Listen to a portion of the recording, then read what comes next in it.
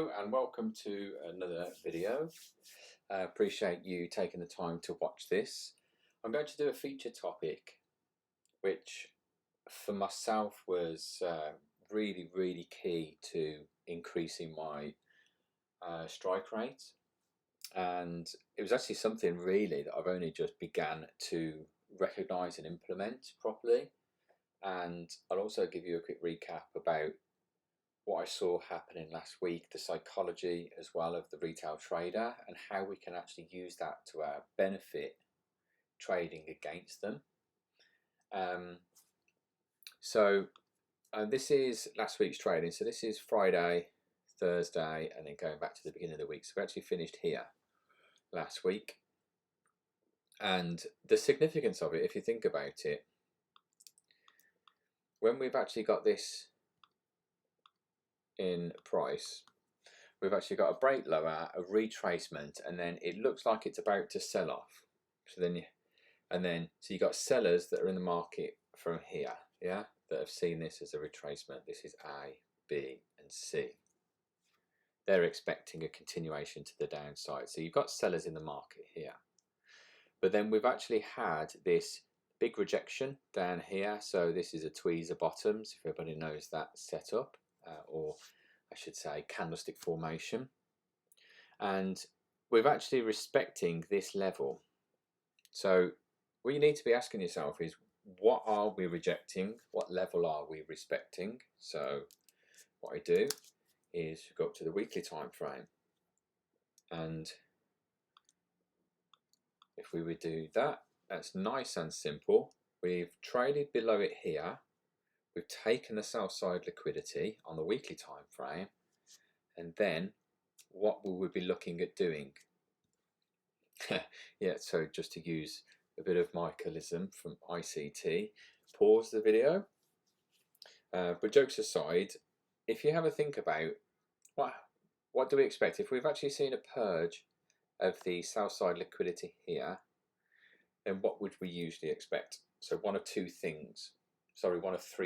We can either see a continuation to the downside, we can see an outright reversal up here, or we could simply see it pierce the lows here and then go sideways in consolidation. So we can only do one of three things. But the fact that we've taken the sell side liquidity, we've traded straight away back up, and we've actually then created a bullish order block here because we've traded through the high of this candle. And then the significance for me is the fact that we're actually respecting this level now. So we've taken the sell side liquidity, we've trapped sellers in the market, we've actually potentially taken any buyers stops down here, and now we're trading higher. And then we've got relative equal lows here, and then last week we've actually come down to take the sell side liquidity from the bottom of these here. So you've got tweezer bottoms as well, weekly time frame. We go up again, and this is a time frame that Michael doesn't go into in this. However, we're actually respecting this monthly down candle. Call it what you will. It's respecting this. So in a bearish market, what you will find is we're expecting all of these to give way. And we can see here, initially we've actually come back down, we've rejected it, we've traded lower, then we've come back up to we've come back up to mitigate this level here. So this is actually broken to the downside. And the fact that we're actually respecting this level at the moment doesn't necessarily mean that this is the last of the bearish move, the sell-off.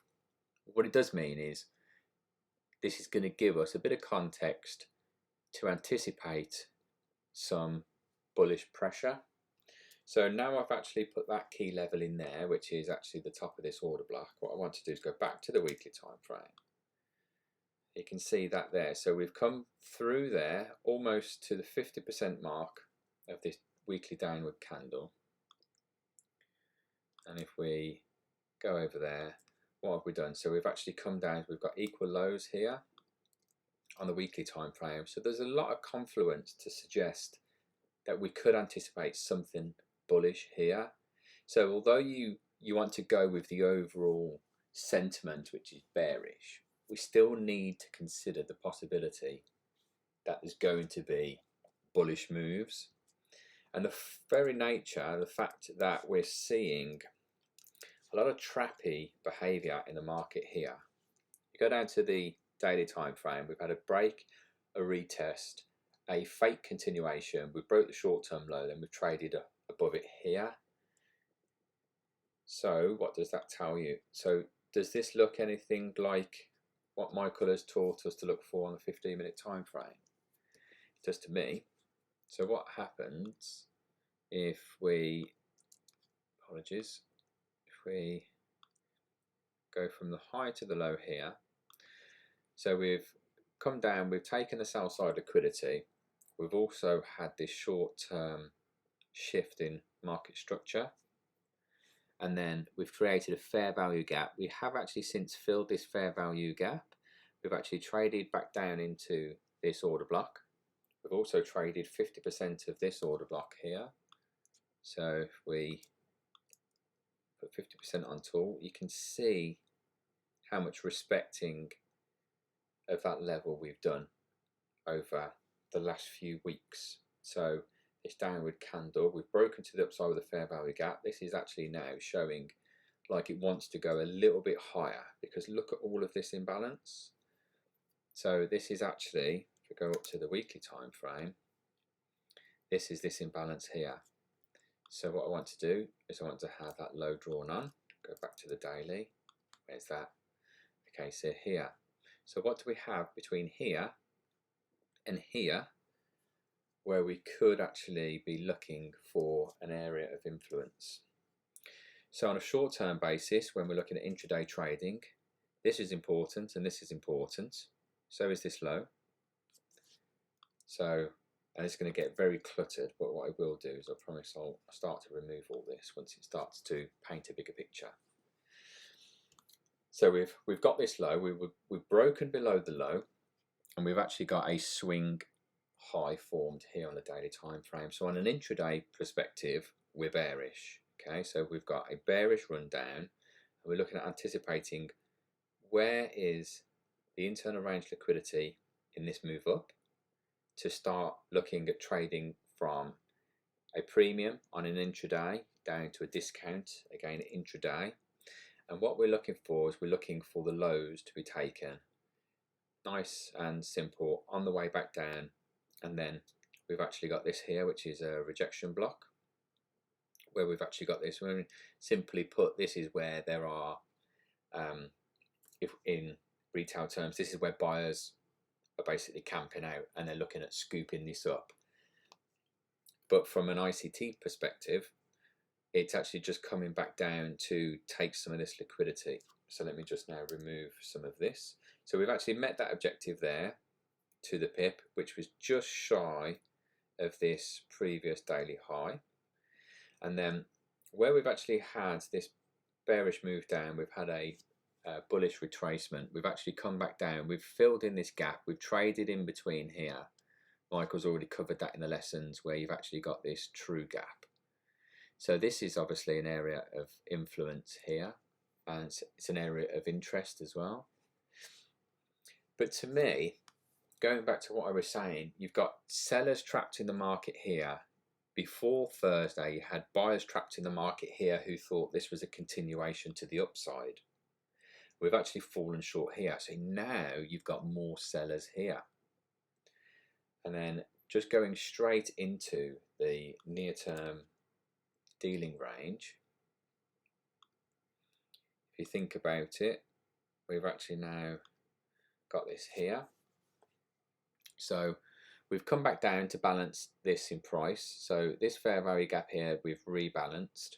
We've actually had a break or a pierce of these lows. So this is now the dealing range.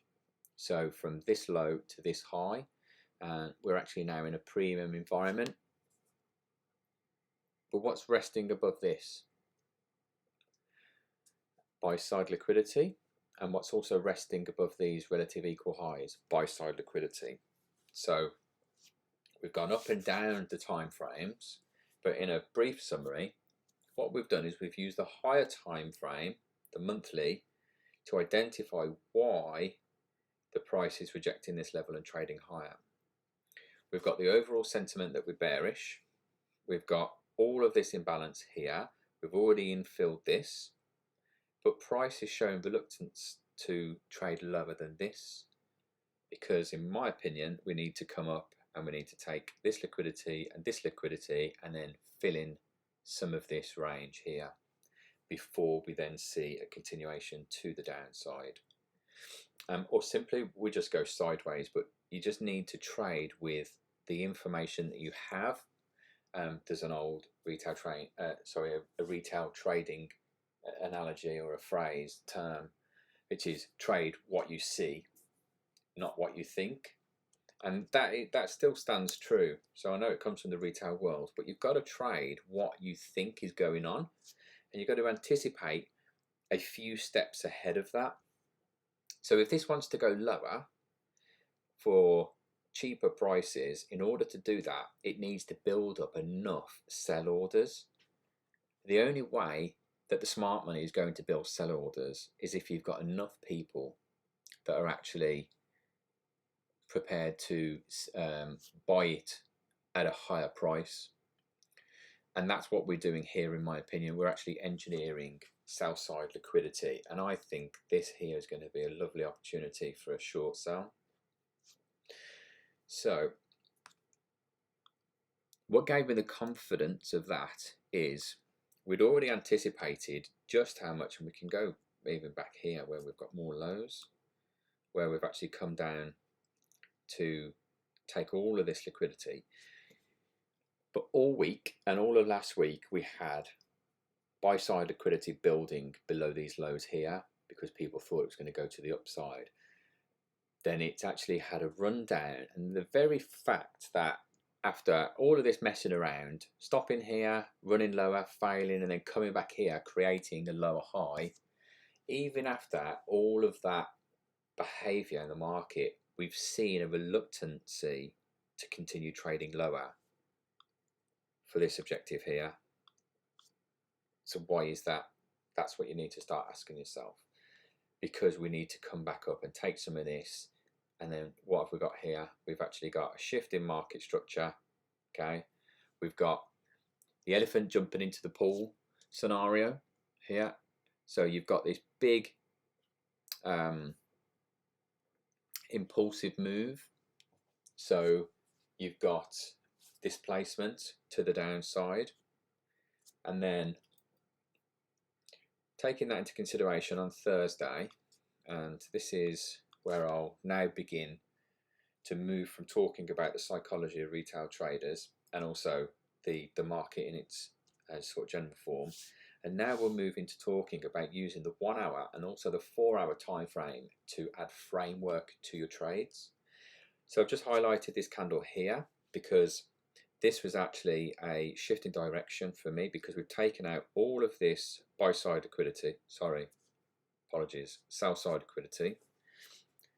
So we've taken out all of this, but then now we've had this rejection. So it needs to go higher to trade off all of this liquidity with what's up here, because that's obviously, it's an exchange, isn't it? You pick it up here, you drop it off here, or here, or here, and so on. So we go down to the 4 hour time frame, and this here was nice and simple.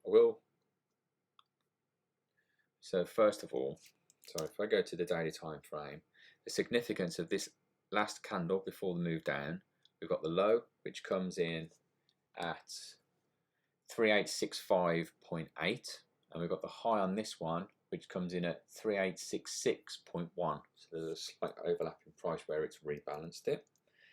So what I will do is I'll remove all of this and I'll just put this on, because what I want to do is I want to show you what we can see here. So we've had a break and a retest. We've had a break and a retest. We've had a break and a retest, etc. And then all of a sudden we've had a break, we've had a big push lower, we've taken all that liquidity, Now, if you look over and if you've done enough back testing, or if you've been keeping an eye on the market, you will have actually seen this happening over and over again. As it reaches its final destination, there's always a big push into all of that liquidity before it reverses. So go down to the 1 hour time frame. You can see just how clean this is, where it's coming back up to rebalance this, and all of the key moves for this this move down in price were in and around the kill zones that ICT teaches. So I definitely would encourage you to go back through and to back test this here. So I'm going to just delete all of this,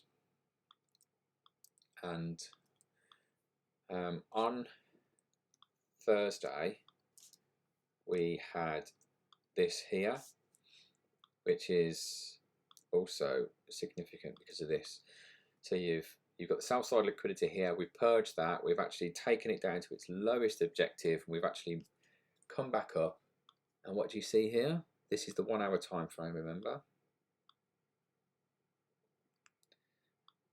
So a light bulb moment should be this. So you need to remember your 1, 2, I call them 1, 2, 3 swings, because it just reminds me that you need for a swing high, you've got a lower swing, sorry, you've got a lower high on either side of the middle candle. So what do we have here? We've got a high, a lower high, and a lower high here. So this here is a shift in market structure. On this very first candle, we've had this sell-off here. Where have we sold off to? This bullish order block here. Okay, and then also that level there. So keep that nice and neat. So now, if I just put this tool on here, so this fair value gap by nephew Sam, and if you ever watch this video, thank you very much for creating this tool. So this, I turn this on and off basically throughout the trading day, and then I will just simply mark up the trade like this, mark up the charts like this, and then I'll turn it back off again. And then I'm going to use my little trusty arrow. So we've got a 1 hour fair value gap with a shift of market structure, and this is the first time we actually trade back down to it. So this is 3 o'clock in the morning EST, that's Eastern Standard Time in New York. So if I go to London, this is actually 8 o'clock in the morning. So for any of my UK viewers, I have recently been doing some back testing and some forward testing and some live trading using a demo account, and I've been looking at taking some moves in the London Open, which will actually give you the low or the high of the day, according to what I've been back testing quite often. Okay, so I just put that back onto New York time. So if you check the importance of this then, so we've got this fair value gap built on here, and then what time do we actually see the move here? 8 o'clock. Okay, so during that time we had, I think it was a CPI news announcement on Friday. And if I put this other tool on, here we go, so this is Friday. So I will do a vertical line there. Let's change this because I was doing some other stuff with it. So that there is my New York Open at midnight, and then this line here is the New York Midnight Open price level. I won't bother labeling those because I've just explained it to you. So we've actually got this 1 hour fair value gap here, which you could refine on the 15-minute time frame, but to be honest, I really didn't see that necessary. I actually got in the market down here when I actually saw this occurring. So I actually took this in the morning, and then I had to endure all of this and then also a deep retracement. And I'd actually got my stop loss below this here, and it was a really deep retracement, because when you've got 830 here, vertical line, I will just make that as a dashed line. So what do we do? So at 8:30 we had red flag news. We've actually traded below this low here, into and also through this level here. For clarity's sake, you can see the price action, and it hasn't actually come back down into this fair value gap because this is actually the low in price. So this was the low of the day. So to summarize where this is leading to, there's going to be many imbalances, fair value gaps. There's going to be many pools of liquidity and order blocks, or PD arrays as ICT teaches them. And you're always going to ask yourself, well, which one do I trust? Which one do I count on? And the easy thing is, you need to remember time, then price. So if price is trading here at 8:15 and you know that you're expecting a Judas swing at 8:30 when the news is released, then what you need to do is you need to look at the important, significant levels that are below this in price. And you always need to consider the framework on the 1 hour time frame.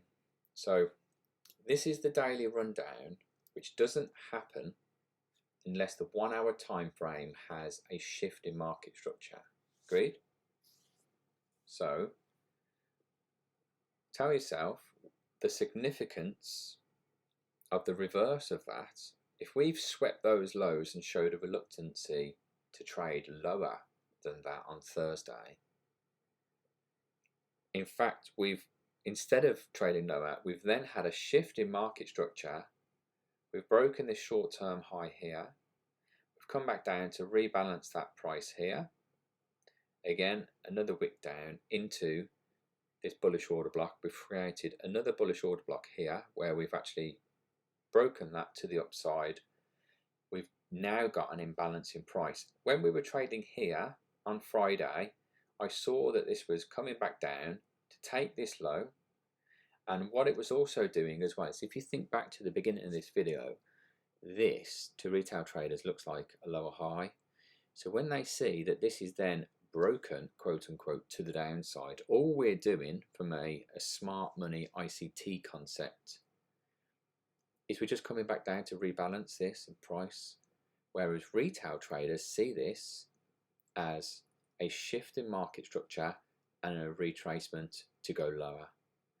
So what they need to do is they need to generate or engineer liquidity, and then all of this wicking here, which to be honest was absolutely horrendous to sit through because the market was really sort of gearing up to move at this point. And all of this is to engineer people thinking that this is actually respecting this level. So you've got all of this short-term liquidity that's built up here, in addition to all of this. So people have been trailing their stops on the way down because this just looks so clean. And then what we've done is we've completely taken all of that and we've come back up to rebalance that to the pip. So if we go back down to the 15-minute time frame, what we've done is we've created a low, and then you can see the imbalance in price here.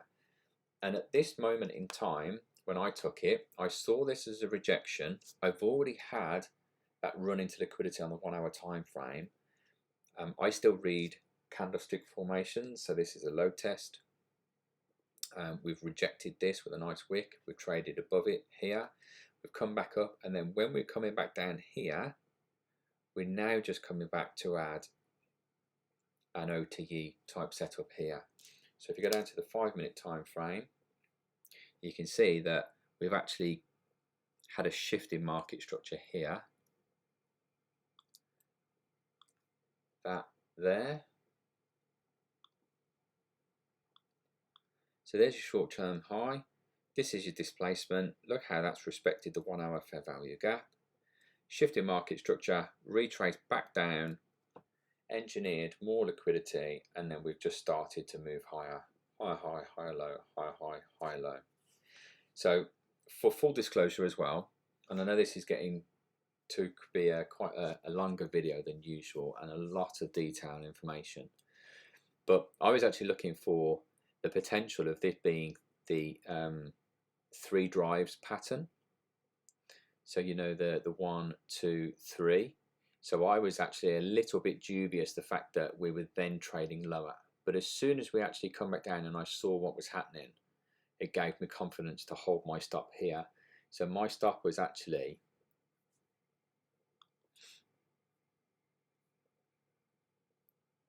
down here, just at the bottom of the boundary at one point, because I widened my stop, which I know would be frowned upon, but I was only trading with, I think, 0.25%. So I was prepared to initially increase my risk due to the volatility and also the higher time frame confluences, but I still didn't go over the 1% even when I'd actually maximised my stop size. So that was what I did. I traded in here, and I'll show you that now. I didn't get a perfect entry because I actually missed the initial move. So you can see it here. So we've actually got this move up here, and we've actually created this imbalance that was observed on the 15-minute time frame. But when you go down to the 5-minute time frame, as I showed you, it was actually giving you that short-term market structure shift. So that was my entry there, just as we traded back into that candle, and then the stock was down here. And then I ended up trading that for more than 600 pips to the close, and also squeezed out the entire of the daily range. So really, really pleased with that. And full transparency, I'm not trying to sell you dreams, but this is actually on a demo account. So I'll close that. And if we have a look at then, I'll remove this so you can actually see the price action. So if you're keeping it in with the teachings of what ICT teaches with the time of day as well, we've actually got this here, and where you can start to see this displacement here, this is where you're looking for your fair value gap. So make life nice and simple. Here we go. So this is a fair value gap. We didn't see price traded into this. This was the second fair value gap, and we've actually seen that here. So this would have been your trade at 9.50. Stop loss would have been at the bottom of candle 1, which actually takes you outside of the boundary of the fair value gap. So this could fully trade down, and then you'd be looking, and obviously on a Friday, if you've made notes with the teachings, you would be looking at holding this to the close, because we've actually had a continuation. So we've consolidated, and then we've had a run higher after all of this price action. So I hope that's been useful to you. I know it had a lot more information in it than my usual videos, and it was also a little bit longer, but I just wanted to cover it in a little bit more depth, and also without going on a full rant at this moment at the end of the video, if you've made it this far. Michael really stresses on the fact that you need to back test it. So some of the things that I've been sharing in our group that I think is important is you need to ask yourself, when did price move? So price came down here and it didn't go lower and it went higher. When did it do that? Okay, 10 o'clock New York time. Okay, why did it do that? What's the implications of it doing that? What's the implications of it not going lower? What does that mean to retail traders? What does that mean to me? Where is it likely to head next? If you imagine ping pong, so you take the liquidity here, then, I mean, if anybody, by the way, is interested to see how I managed the trade, then please leave a comment below in the comment section, and then I'll do a separate trade review with a bit more detail with the management, and also the emotions that I experienced as well when I was going through that, and how I overcame those emotions as I was experiencing them. So we've swept the lows here. This is now a deep discount because we've had external range liquidity here, we've had a shift in market structure, and this is the dealing range. So all of this is internal liquidity. So you need to be taking, I mean, if you got in lower down here on a scalp, you need to be taking profits within this leg here, and there's your external range liquidity, and then same here. So there's going to be liquidity here, there's also liquidity up here. But because I saw this as hollow price action, I also had this on as a significant level here. But anyway, I think I'll draw that to a close. If you made it to the end, thank you very much. I appreciate your time. Please be sure to like and subscribe. And if you've got any feedback for me, keep it honest, but also keep it respectful as always. Thank you very much.